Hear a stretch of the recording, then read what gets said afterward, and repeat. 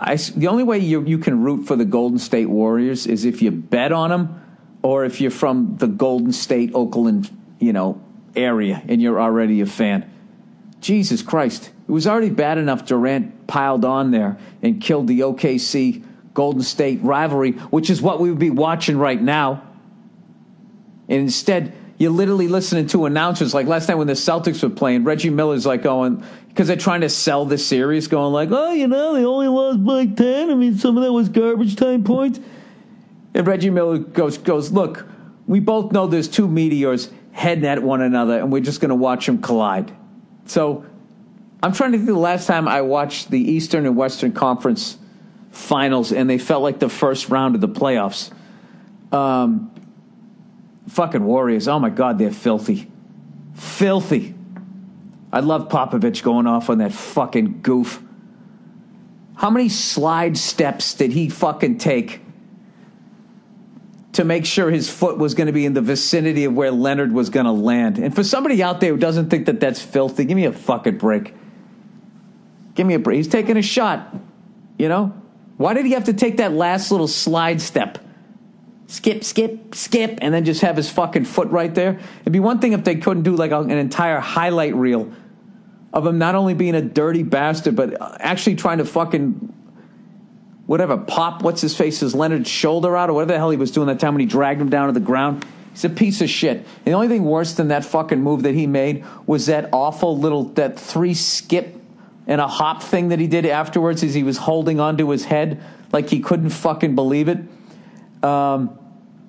Listen, what the fuck do I know about hoop? But I know Popovich knows a lot about hoop, and I know he's gone through a lot of shit, and he's gone through a lot of playoff series, and I never seen him go off like that. So I'm going to go with what he said, as opposed to when I was watching ESPN, and the fucking sports anchor goes to Stephen A. Smith. Hey, Stephen, we've both played the game. What do you think?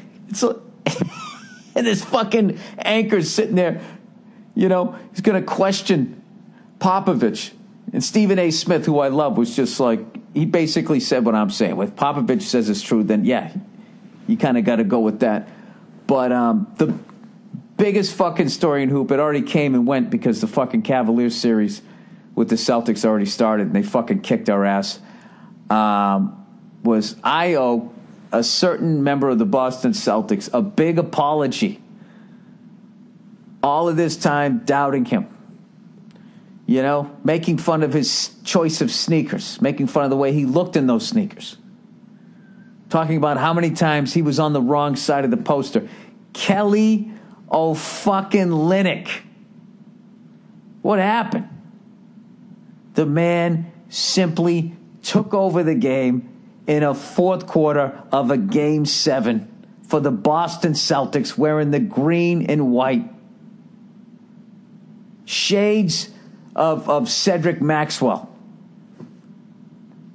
But one game, we said, just get on my back because I'm fucking taking this thing home. And that's exactly what he did. The guy scored 14 points in the fourth quarter. He took Isaiah Thomas's watch off and put it on his own fucking wrist. And up and down the court he went. He was backing guys down. He was fucking dunking. He was layups. He was hitting threes. It's unfucking believable. Now, having said that, he did it once. So, Game 1 of the Cavaliers series, he was right back to the Kelly Olynyk that we knew. I think that was a very special episode. How they used to do that with sitcoms. A very special episode. They would always take on like pregnancy, abortion, racism, or something like that, and then they would go right back to being an all-white show.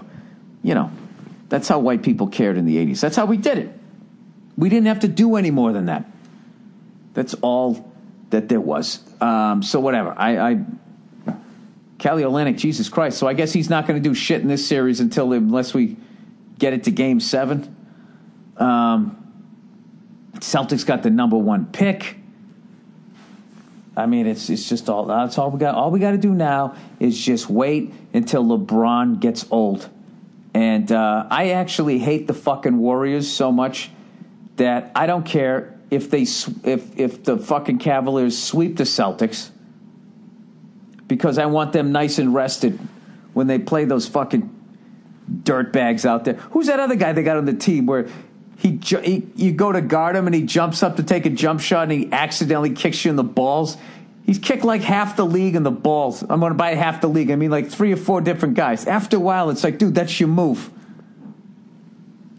I love how ESPN went to him to ask him if they thought that fucking Nazi guardhouse fucking guy they got there, asked him if he thought he was dirty.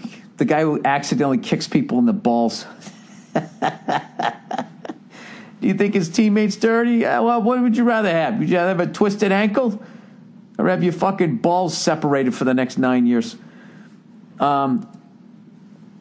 Anyways, I don't know why. I don't know why Chris Paul couldn't go to the Lakers, but Kevin Durant could go to the fucking the Warriors. And now that the Warriors are filthy as shit, they took Leonard out of the series. It's a joke. I would rather watch the Real Housewives than the Western Conference Finals in the NBA. So anyways, enough about that shit.